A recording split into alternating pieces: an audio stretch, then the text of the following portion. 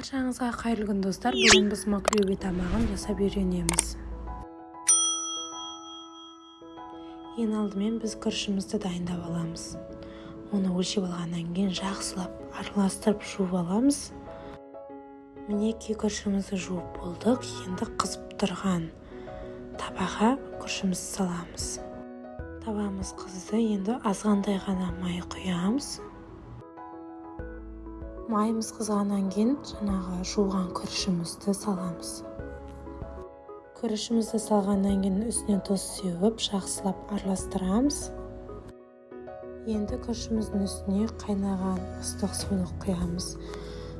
Егерде суды құйған кезде көп мөлшерде құю керек емес. Күріштен тек сәл ғана асып тұрса жарайды. Күрішіміз қайнағаннан кейін бетіне таза салапан жауып, ауа шығып қажет. Содан кейін астын басып қоямыз. Күрішіміз піскенше біз керекті подливамызды дайындаймыз. Қажетті заттар бізге ет, картоп, сәбіз, шуа, тағы да өздеріңіздің қалауларыңыз бойынша көптеген көкөністерді пайдалансаңыздар болады. Мен етке тауық төсінен алдым. Сіздер үй жағдайларыңызда бар етті қолдансаңыздар болады. Менің етім дәмдірек болу үшін алдын ала мен оны маринадтап қойдым. Ол үшін бізге сарымсақ, тауық етіне арналған дәмдеуіш, тұз, бұрыш және сұйық майға араластырып жарты сағатқа маринадтап қойдым. Әркім өз қалауынша тураса болады. Бұнда қатып қалған қағида жоқ. Қалай турағыңыз келсе, солай әдемірек турасаңыз болады.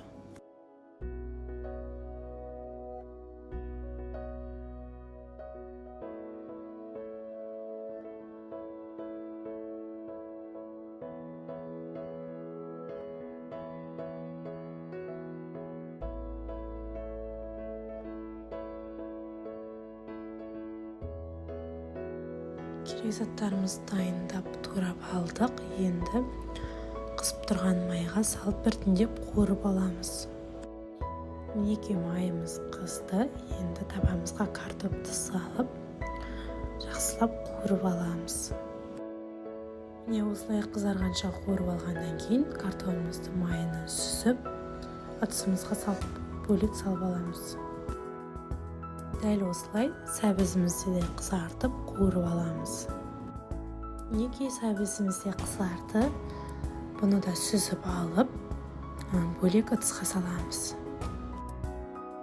Енді етімізді, шуамызды салып бірге шыжғырамыз. Біздің күрішіміз де дайын болды. Бір-біріне жабыспаған өте керемет болып пісті. Мінекей етіміз, шуамыз пісті. Енді үстіне картопты салып әдемілеп жинаймыз.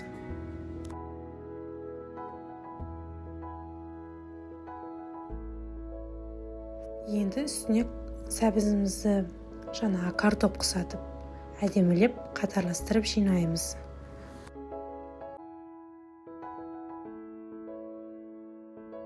Содан кейін үстіне піскен күрішімізді салып, оны да тегістеп жинаймыз. Сіздерге ескерту: бәрін қатарластырып жинап алғаннан кейін отты өшіруді ұмытпаңыз. Әйтпесе асты күйіп кетеді. Біздің маклюбиміз дайын. Ендігі біз салат жасаймыз. Яғни қияр, помидор, өздеріңіздің қалауларыңыз бойынша оған шуа қоссаңыздар да болады, қоспасаңыздар да болады. Және салатный лист қосамыз.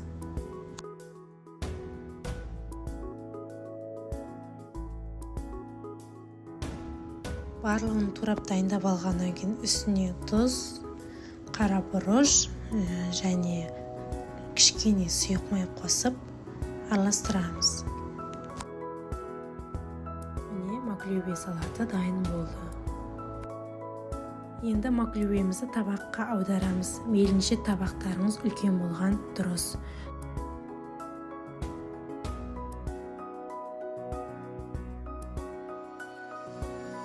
Енді айналасына жаңа жасаған салатымызды салып шығамыз.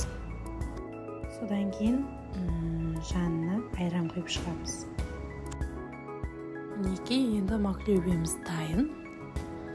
Барлықтарыңызға жасауға кеңес берем. Сіздерге ас болсын. Келесіде менен тағы да қызықты видеолар күтіңіздер.